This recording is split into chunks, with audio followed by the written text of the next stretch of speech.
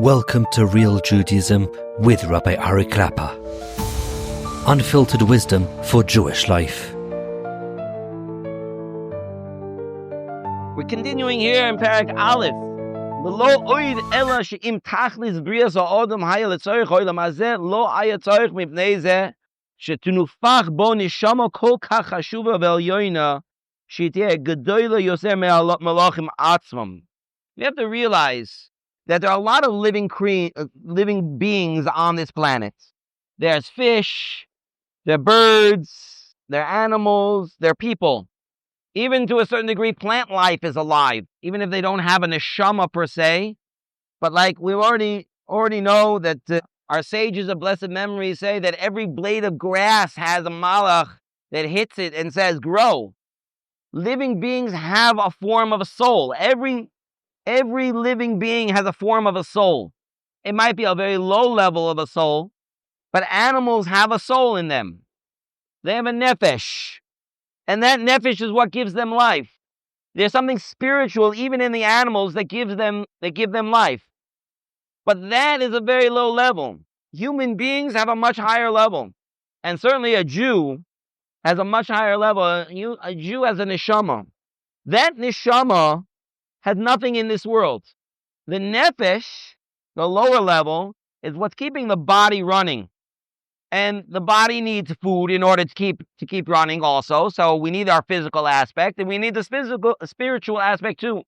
So if we would just be like animals, so then we wouldn't need a higher level of neshama. We wouldn't need that. This neshama is a very, very high entity, a very high spiritual entity, like he says over here, which is greater. It's greater than the malachim. Why did Hashem put this neshama into the world? Why? Why did Hashem put it into the Jew's body? To be alive, you don't need the neshama. You don't need that. Why is it here? Why did Hashem put it into us? The neshama doesn't get any sustenance at all from the physical pleasures of this world. Maybe you could say the nefesh, it keeps the animal alive by having food, so maybe it does get, but the neshama certainly doesn't. The neshama gets no benefit from the physical aspects of this world. This is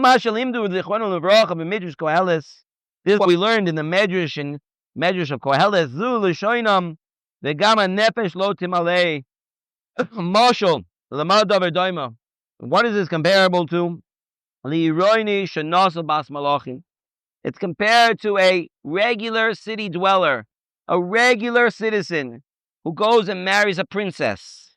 This regular city dweller, he goes and he buys her all kinds of gifts. It's not meaningful to the princess. She bas melech. She's just elevated. She's above. It's meaningless to her. This stuff is low. Our neshamas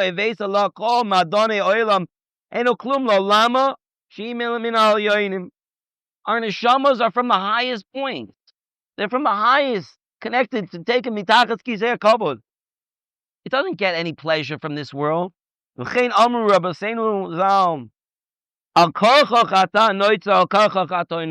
pasuk, the Mishnah and Avos. It was against our will that we were formed, and it was against our will that we were born. Really, the neshama, right? A.B. Rottenberg's got a whole song about this, about how the neshama doesn't want to come into this world. It doesn't want. Why would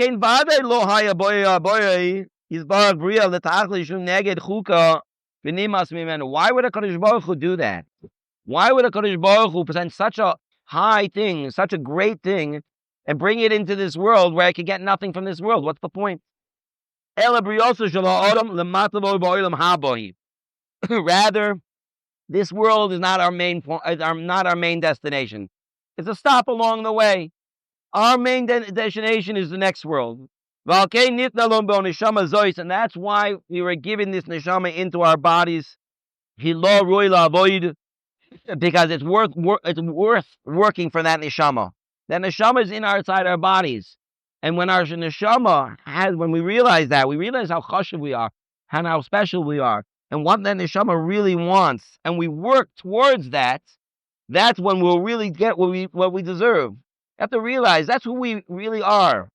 When a person is in a car, are you the car or are you the person driving the car? Unfortunately, there are a lot of people who view themselves as the car, right? Depending on what kind of fancy car you get, I am the car. We're not the bodies. There's a neshama inside of us. The neshama that's inside of us is truly who you are. Yes, Hashem wants your goof too. Hashem wants you to be makadosh your goof. Hashem wants that your body should also be part of the avodas Hashem.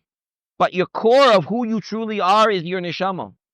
And when you use your goof for the purposes of your neshama, then your neshama loves this world. That's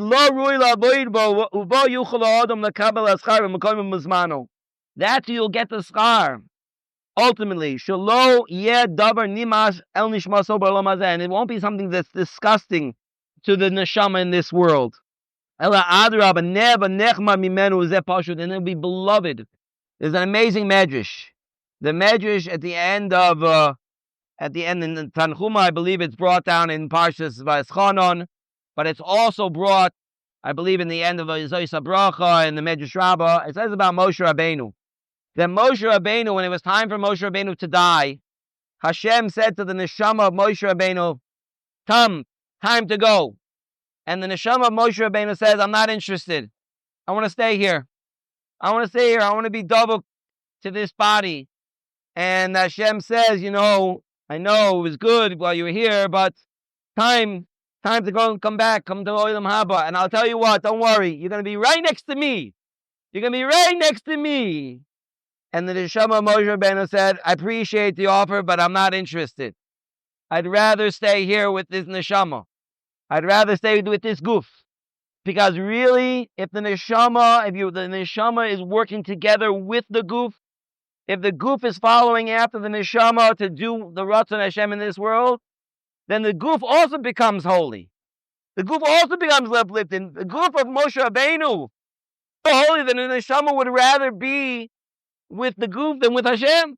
Obviously, that's not what happened at the end, though.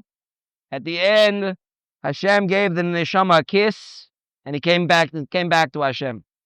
But we can understand that when a person uses his goof in a way, he uses his body in a way that the neshama wants and can be proud of, the neshama wants to be part of that goof. And ultimately, when we get to Tchias HaMeisim, we're going to have where the neshama and the goof are together serving Hashem completely. And that's really ultimately the ratzon Hashem, the same way that Hashem created the world in a way that we have a goof and a neshama, and that was the tachlis of the world until Adam Rishon L'Koite. That's really what Hashem wanted. Ultimately, that's where we're going to get back to by Tchias HaMeisim, that our goof will also be holy. We have to realize we're in this world.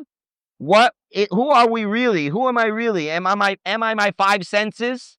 Do I want to just tickle my five senses my whole life? That's it? Put all my focus on my body?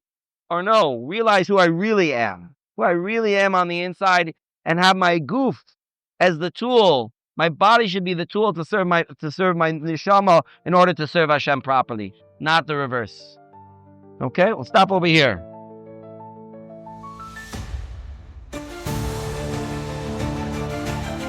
Thank you for joining Real Judaism, where we explore Torah's wisdom for real life. Created by J Foundations and produced by Eli Podcast Productions. Find more episodes at realjudaism.org and subscribe wherever you listen to podcasts.